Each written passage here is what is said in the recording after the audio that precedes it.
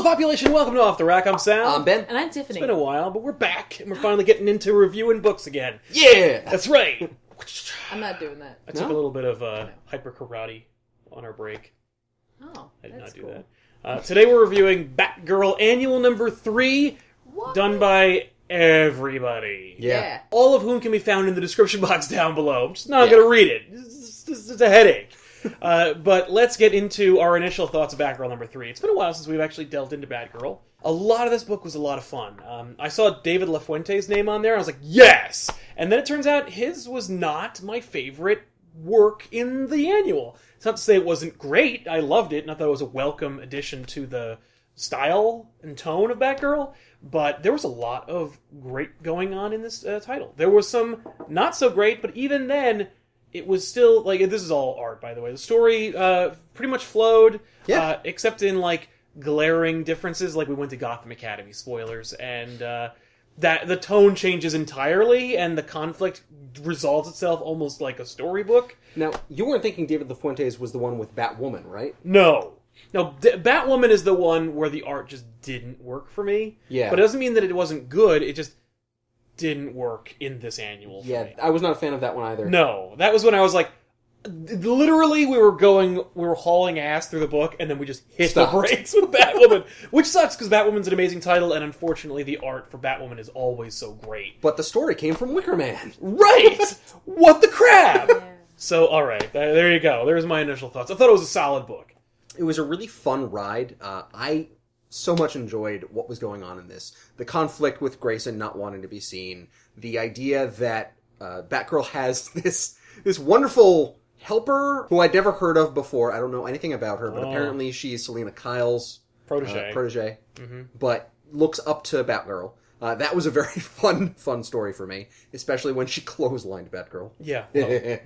The Wicker Man was weird, but I thought it still helped the story. It was fun, right? Well, they were going after Gladius, and I understand why. Mm-hmm. I was a little confused as to why the person in Gladius got away. Spoilers. Right. But once we got to Gotham Academy, I was like, yay, I like this. Yeah. I thought it was interesting that through each of the stories, except the first one, Batgirl takes, regardless of the age of the person she's with, fulfills the role of being the smartest person in the room. Yes. Even with Batwoman, which was interesting. Which is too bad. Yeah. Right, but then I was like, I guess she was, like, Batwoman was... And that doesn't mean... I'm not saying Batgirl can't be. Yeah. But when they paired her with Batwoman, I assumed, like... Not They're going to be, like, equals, more or less? Equals. I'm not saying, like, that Batwoman needs to be, like, a mentor role for her. Who cares? No, but I thought they'd be a little more on par, and I guess they're just saying that, like, Batwoman was, like, bereft with emotional concern. And, like, they were working in conjunction with each other, and nobody was really in charge. But she was still kind of, like, tagging along. And then, spoiler, is, you know, she's... Subordinate, the Gotham Academy, and even Obviously. in Batwoman, you get, like, this weird, like, she's, like, figuring things out and stuff like that. And that's really cool. I just thought they would work together. Right. You thought that the two of them was going to be more of an interesting And that dynamic. doesn't mean that the story wasn't good. I enjoyed the story overall. I really liked how they handled the annual, because I know a lot of times with the annuals, they want to incorporate as many artists as possible who have worked on the book or whatever.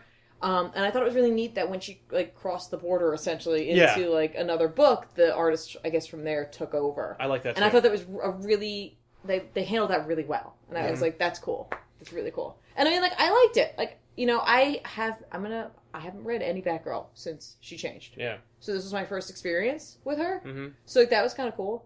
You know, like, I got, like, a huge issue, you know, to kind of get to know Batgirl. Yeah, the new Barbara Gordon. The new Barbara Gordon. The new 52 Barbara Gordon. Yeah, exactly. It was neat. I liked it. Yeah. I thought it was fun. And the fact that, like, they've de-aged her and they've made her more spunky and tech-savvy and such.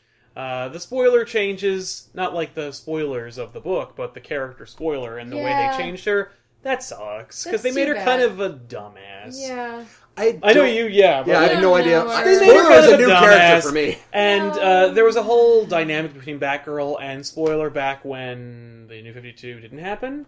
Okay. And, like, Spoiler became Batgirl, and Batgirl obviously was Oracle, and they had a real, like, combative, like, mentor relationship. It was really fun.